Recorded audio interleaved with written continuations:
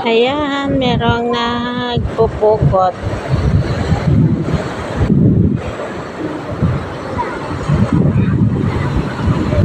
Ayan o. Oy! Bulig ka mo po, guyod o. Irits! Bulig rits o. Bulig guyod o. Nan. Bulig rits. Guyod rits. Ayan. Ito po yung tinatawag nilang pukot. Ayan. Makikita namin kung ano yung huli. Pero yung barko, ayun na oh. Malapit na. Ayun na. Ang barko malapit na. Ayan.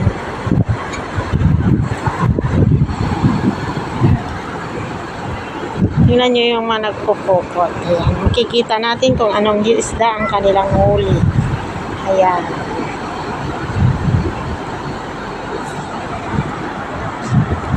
Ayan.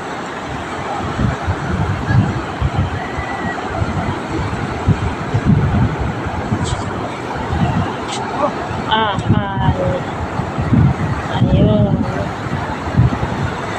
Oy, mayroon din uling isda.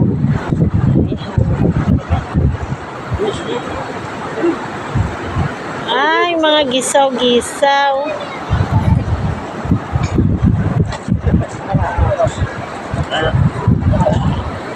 May pang sudan na. Oo lang.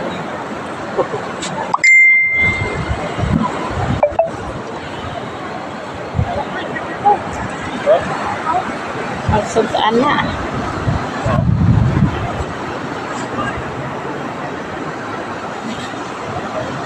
Ayan. Dito lang yan kasi banda sa mababaw.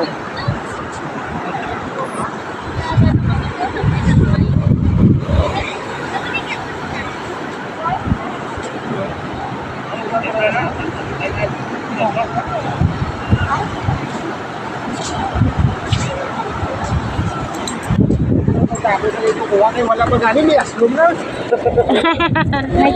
Pwede na. Pang sudan. May keramindo na. Ako ka?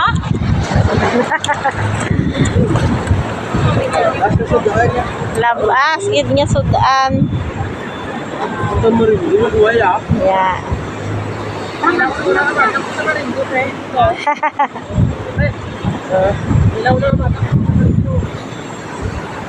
So nakikita nyo po yung buhay ng mga mangingisda dito sa lugar ng Barangay Colase, Rojas City.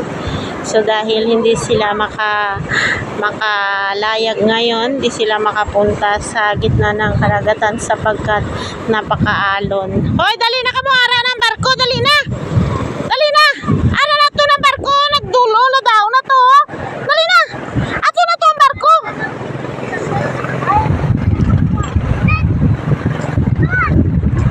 So ayan na. Pupunta na kami.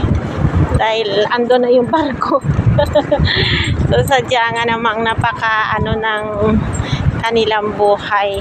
Yung buhay ng ating mga fisherman na kung masama ang panahon, hindi sila makakapaglaot, hindi sila makakakuha ng mga isda, wala silang huli.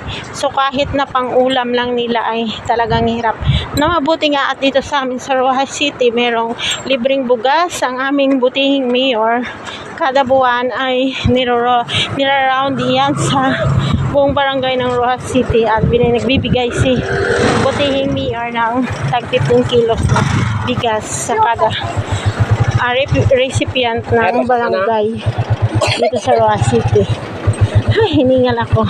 Let's go na. So, ayan, tingnan nyo. Ayan.